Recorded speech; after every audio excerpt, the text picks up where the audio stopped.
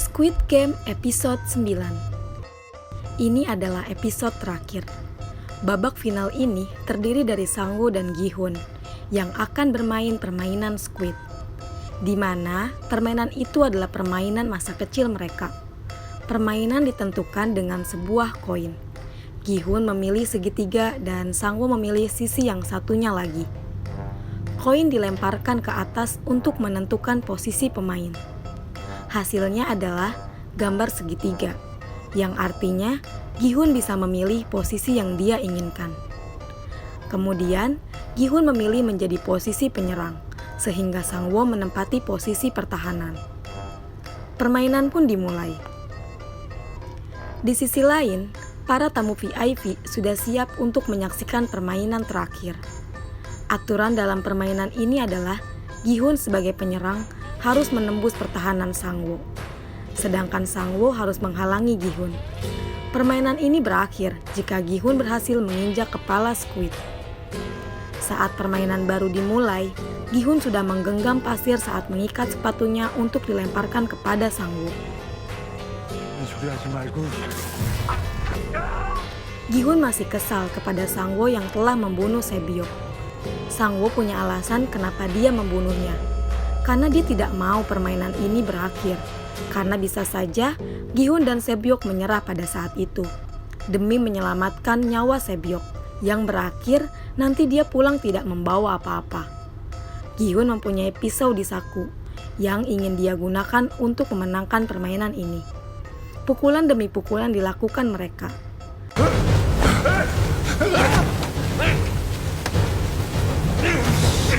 Kemudian, Sang-woo berhasil mengambil pisau lalu menusuk Gi-hun beberapa kali. Saat Sang-woo ingin menusuk Gi-hun, Gi-hun menahannya menggunakan telapak tangan dan menggigit kaki Sang-woo. Gi-hun mengungkapkan semua kekesalannya kepada Sang-woo dengan memukul pria itu berkali-kali. Lalu, Gi-hun menggunakan pisau yang tertancap di tangannya untuk menikam Sang-woo. Namun memutuskan untuk tidak melakukannya. Gi-hun membiarkan Sang-woo hidup. Gi-hun pun berjalan menuju ke garis finish. Ketika petugas akan menembak Sang-woo, Gi-hun kembali sebelum menginjak garis finish. Dia memutuskan untuk menyerah dan mengakhiri permainan. Dengan melakukan hal itu, berarti Gi-hun menyerahkan uang hadiah yang sudah di depan mata demi menyelamatkan temannya. Tapi Sang-woo mengambil pisau dan menikam lehernya sendiri. Sewaktu sekarat, Sang-woo meminta Gi-hun untuk membantu ibunya. Sedih banget sih di bagian ini.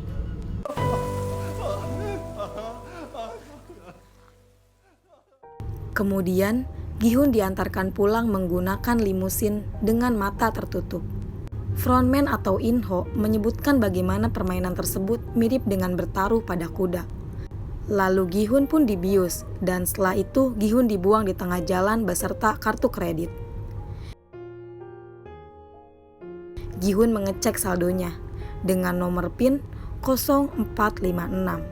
Dia menarik 10.000 won dan meninggalkan sisanya. Gi-hun pulang menuju rumahnya, dia bertemu dengan ibunya Sang-woo. Ibunya Sang-woo sangat perhatian terhadap Gi-hun. Sementara itu, Gi-hun tetap diam, tidak dapat menceritakan berita yang memilukan mengenai nasib putranya. Ketika Gi-hun sampai di rumahnya, dia menemukan ibunya terbaring di lantai yang sudah tidak bernyawa.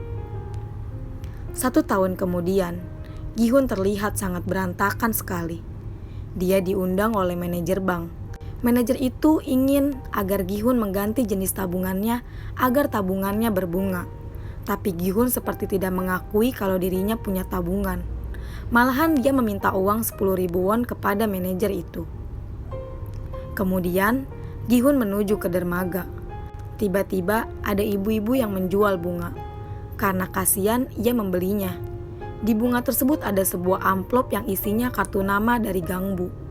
Di mana sudah kita ketahui, Gang-bu itu tidak lain adalah pemain 001 si kakek tua itu. Tak lama, Gi-hun tiba di apartemen mewah, di mana dia menemukan si kakek tua itu masih hidup. Gi-hun benar-benar terkejut dan bingung siapa kakek tua itu sebenarnya. Kebenaran pun diungkap bahwa si kakek tua alias Inam adalah bagian dari semua permainan ini. Dia membantu mengatur permainan. Gi-hun menanyakan kenapa dirinya dibiarkan hidup pada saat permainan kelereng. Tapi si kakek malah mengajaknya bertaruh pada laki-laki yang ada di luar. Kalau ada yang menolong, berarti si kakek kalah dan dia bersedia untuk dibunuh Gi-hun. Waktunya sampai jam 12 malam. Inam tahu kalau Gi-hun belum menyentuh uang hadiah sama sekali. Lalu kakek itu bercerita. Awalnya dulu, Inam dan sejumlah teman kaya rayanya berkumpul memutuskan untuk menemukan cara yang lebih menyenangkan dalam menghabiskan uang mereka. Akhirnya, mereka memutuskan untuk membuat permainan itu layaknya seperti bertaruh pada kuda. Gi-hun yang mendengar kebenaran itu cukup jijik karena ia merasa dirinya bukan kuda, tapi manusia.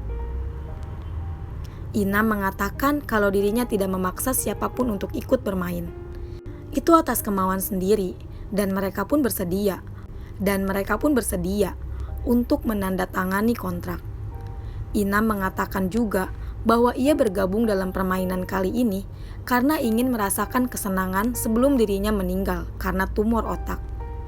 Ikut bermain lebih menyenangkan daripada hanya menjadi penonton. Kemudian, pertanyaan Gi-hun, kenapa Inam biarkan Gi-hun hidup? Karena Inam merasa senang bermain bersama dengan Gi-hun. Dan berkatnya, dia bisa ingat hal-hal yang dulu yang paling menyenangkan. Tiba-tiba, si kakek meninggal tepat di jam 12. Berbarengan juga dengan pria yang ada di luar, ada yang menolong yang artinya si kakek kalah.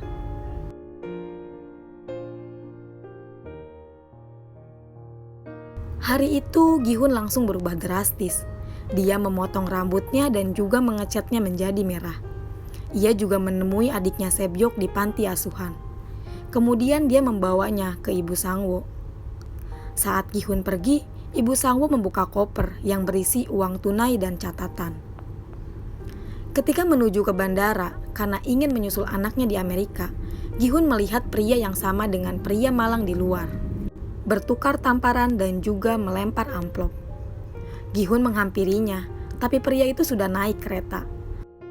Lalu Gi-hun merebut kartu nama di tangan pria malang itu dan menuntut agar dia tidak ikut dalam permainan.